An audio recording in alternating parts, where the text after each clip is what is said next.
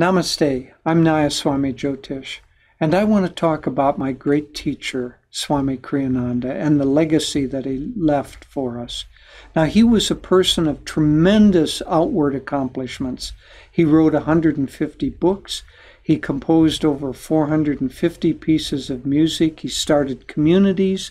He talked to thousands of people through lectures and classes.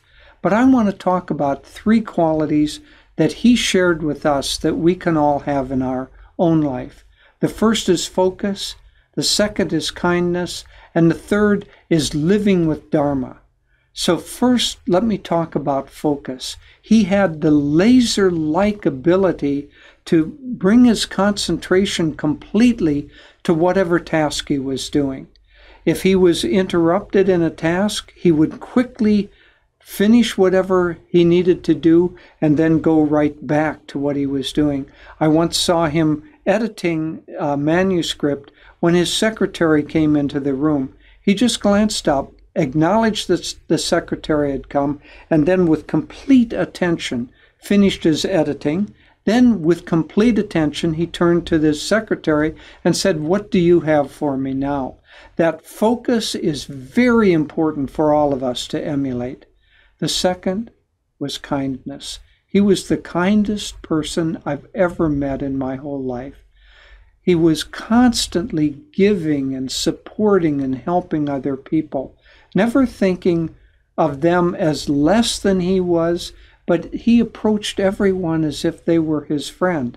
This wasn't just people who were connected to him or following him. These were strangers, people in shops, shopkeepers, or people on the street.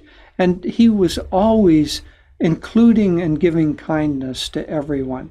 And the third quality is absolute dharma.